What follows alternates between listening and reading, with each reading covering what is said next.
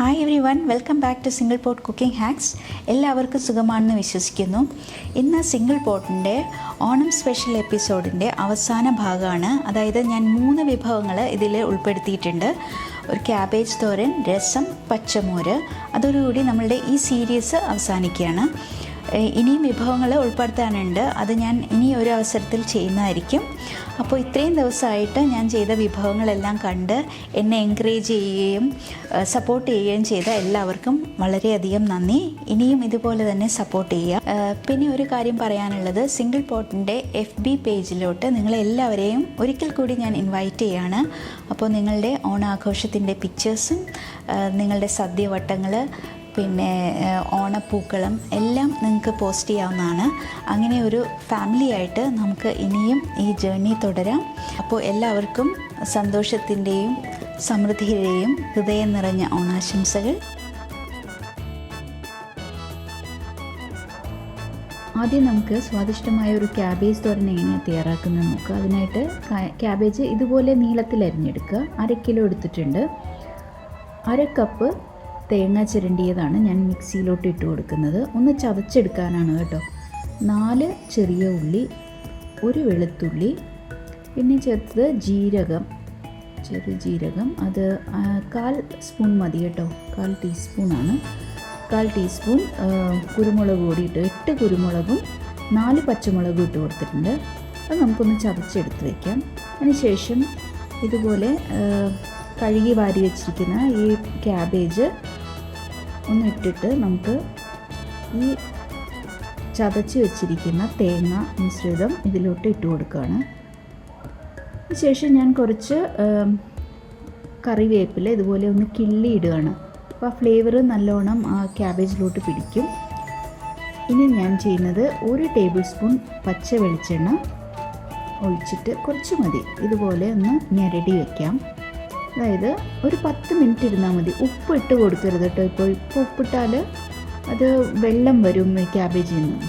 ഇനി ചൂടായ പാനിലോട്ട് ഞാൻ കടുക് വറുക്കുകയാണ്.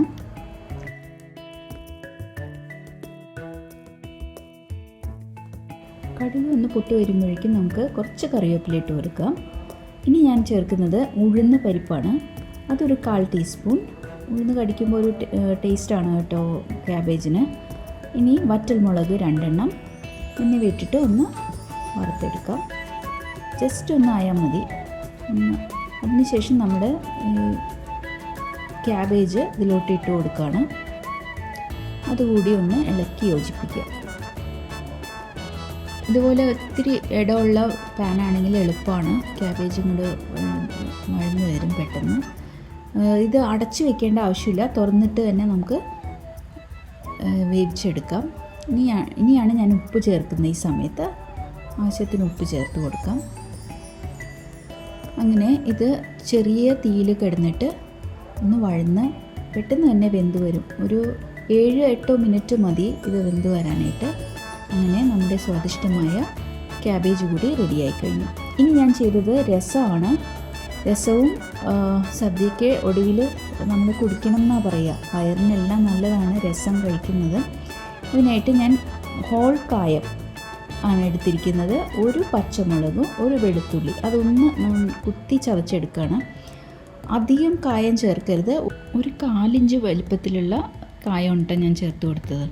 ഇനി നമുക്ക് ചൂടായ പാനിലോട്ട്, നമുക്ക് ചട്ടിയിലാണ് ഞാനിത് ഉണ്ടാക്കുന്നത്. അപ്പോൾ വെളിച്ചെണ്ണ ഒഴിച്ചു കൊടുത്തു. ഇനി കടുക് ഒന്ന് പൊട്ടിക്കാനിടാം. കടുക് പൊട്ടി വരുമ്പോഴേക്കും നമുക്ക് ചേർക്കേണ്ടത് മുഴുവനായിട്ടുള്ള ഉലുവയാണ്.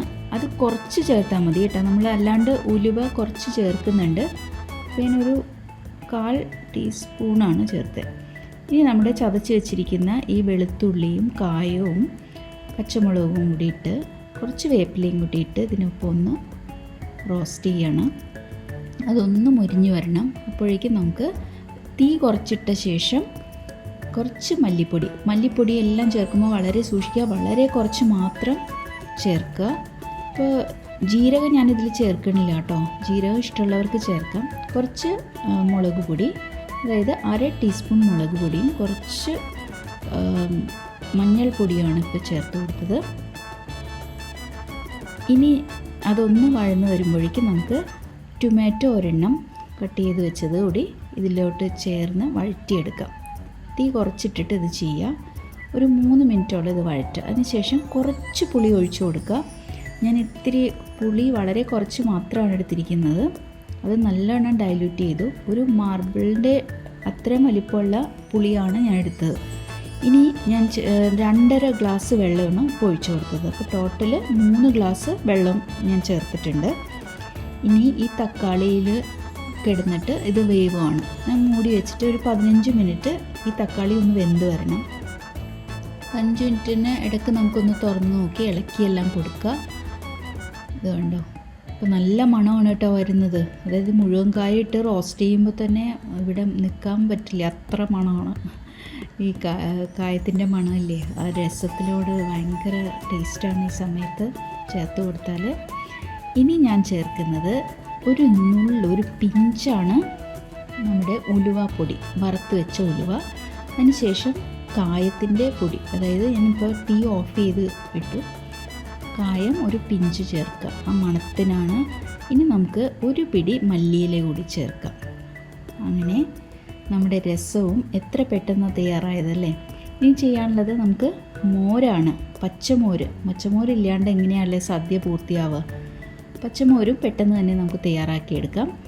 അതിനായിട്ട് ഞാൻ എടുത്തിരിക്കുന്നത് 1 ഗ്ലാസ് തൈര് ഉടച്ച് വെച്ചത് ആണ്. അതാദ്യം നമുക്ക് ഒഴിച്ചു കൊടുക്കാം. അതിലോട്ട് സെയിം ഗ്ലാസ് തന്നെ 2 ഗ്ലാസ് വെള്ളം. അപ്പോൾ 1 ഗ്ലാസ് തൈരിൽ ഉടച്ചതിലോട്ട് 2 ഗ്ലാസ് വെള്ളം ഒഴിച്ചു കൊടുക്കുക. അപ്പോൾ അത് കറക്റ്റ് കൺസിസ്റ്റൻസിയാണത്. ഇനി ഒരു 1/2 ഇഞ്ച് വലിപ്പത്തിലുള്ള ഇഞ്ചി കഷ്ണം ഇതുപോലെ ചതച്ചാണ് ഞാൻ ഇടുന്നത്.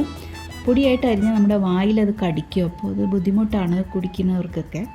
അപ്പോൾ ഇതുപോലെ ഒന്ന് ചതച്ചിട്ട് കൊടുത്താൽ നമുക്ക് ആ ഫ്ലേവർ അതിലോട്ട് കിട്ടുകയും ചെയ്യും, നമ്മുടെ വായിലത് കടിക്കുകയില്ല. ഇത് കണ്ടോ, അത് വേണമെങ്കിൽ കുറച്ച് കഴിഞ്ഞിട്ട് നമുക്ക് ഒരു അരമണിക്കൂർ കഴിഞ്ഞിട്ട് അതെടുത്ത് മാറ്റാം. അപ്പോൾ പിന്നെ ആളുകൾക്ക് കുടിക്കുന്ന ബുദ്ധിമുട്ടില്ല. കുറച്ച് കറിവേപ്പില ചേർത്തിട്ടുണ്ട്, ആവശ്യത്തിന് ഉപ്പും ചേർത്ത് ഒന്ന് ഇളക്കി യോജിപ്പിക്കുക. അങ്ങനെ നമ്മുടെ മോര് കൂടി തയ്യാറായി കഴിഞ്ഞു. അപ്പോൾ ഈ ഉണ്ടാക്കിയ വിഭവങ്ങളുടെ ലിങ്ക് എല്ലാം ഡിസ്ക്രിപ്ഷനിൽ ഞാൻ കൊടുക്കുന്നുണ്ട്. അപ്പോൾ ഈ വിഭവങ്ങളെല്ലാം നിങ്ങൾ ഉണ്ടാക്കുമെന്ന് പ്രതീക്ഷിക്കുന്നു. എൻ്റെ ഫീഡ്ബാക്ക് എല്ലാം അറിയിക്കുക കമൻസിലൂടെ. ഇനിയും രുചികരമായ വിഭവമായിട്ട് അടുത്ത വീഡിയോയിൽ കാണാം. അപ്പോൾ എല്ലാവർക്കും ഒരിക്കൽ കൂടി സിംഗിൾ പോട്ടിൻ്റെ ഓണാശംസകൾ. Thank you.